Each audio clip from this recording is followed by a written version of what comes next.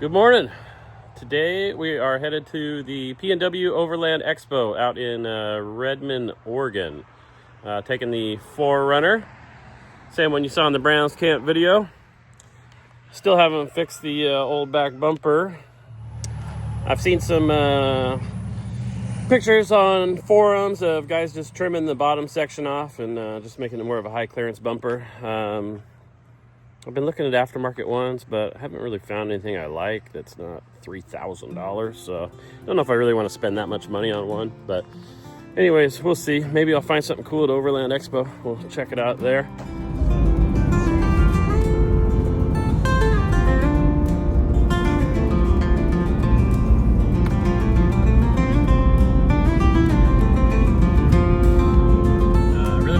Last year and didn't make it because we went to the Gambler 500 instead, which was the same weekend. And this year, well, same thing. Gambler 500 is this weekend also, but we're gonna pass on that one this year and go to the Overland Expo. It'll be our first time going there, so we're on our way right now. It is at the Deschutes County Fairground, which is where the Gambler was last year. I know the Gambler's somewhere right around there in the Bend area, but I'm not sure where it's at tonight. We might go check out the Gambler tonight. I've got a buddy that's playing in a band there this evening, so we might go to that. But we also got invited to the Subaru after-hours event for Subaru owners tonight at the Expo. So might do that instead, so I'm not sure yet. I guess we'll see how the day goes.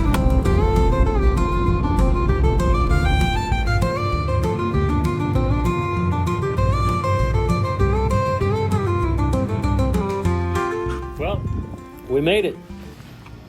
There is a ton of stuff to check out here. I mean, all the gear you could ever imagine is here. You've got, every type of overlanding accessory available to purchase, a demo, to see it on a vehicle. It's pretty cool if you're looking at different options and not sure what you want to pick. It's nice to be able to touch it, feel it, see it in action, and make a decision that way instead of just trying to buy something online. It's pretty cool to check the stuff out in person. All kinds of vehicles here. I mean, everything is pretty much the brand new models, the 6th Gen 4Runner, the new Land Cruiser. Yeah.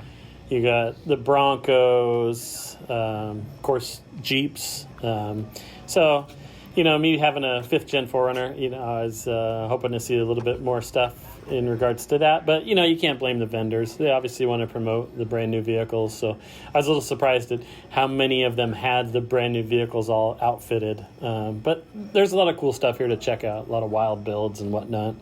Now, they did have, that being said, they did have a pretty fair selection of, some modern classics like the Land Cruiser, pretty cool, very cleanly done 4th Gen 4Runner. I really like that one.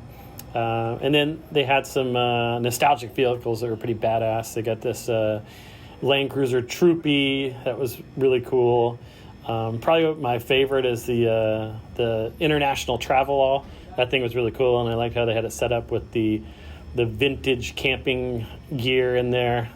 And then the Nissan Patrol. Don't see many of those. I myself am a Land Cruiser guy. Got the 67 FJ40 back home, but the Nissan Patrol is pretty cool to check out.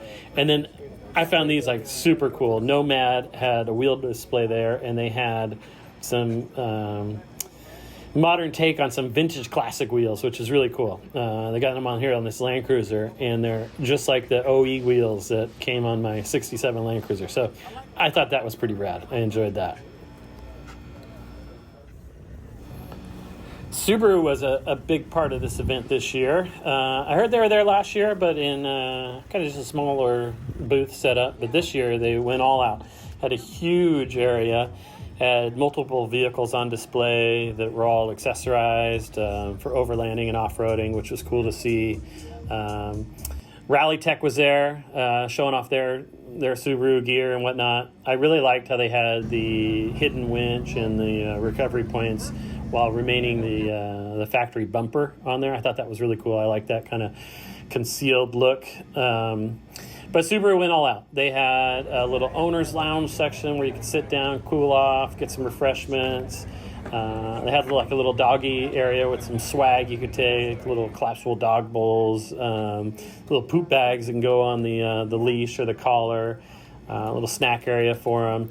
Our dog Enzo, she just wanted to rest in the shade, so she enjoyed that spot. We had to bring the dogs. Well, I say had to bring the dogs. We chose to bring the dogs on this trip, and they did really well. So FJ did great. He enjoyed walking around, meeting everybody, and everybody loves a Dalmatian, and stop and talk to him and pet him.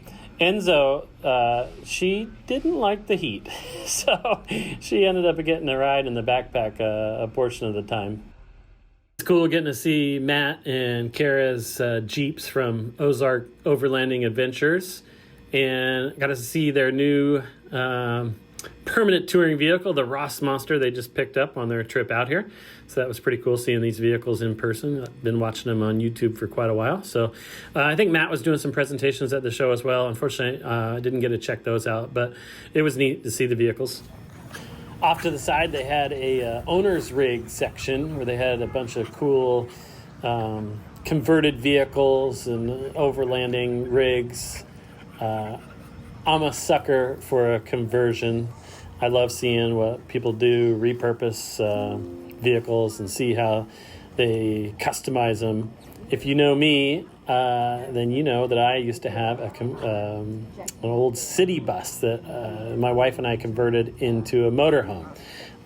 We had some great times in that. A lot of fun building it and adventuring in it. So unfortunately, it ended with a cracked block. Had a big old Detroit diesel engine in it, and something that was too large for me to repair on my own. So we ended up parting ways with it and going the more conventional route with a motorhome after that. But I love conversions, old bus conversions, ambulance conversions, all that stuff I think is really cool. I like to see what people can do in repurposed builds. Back here we ran into this guy.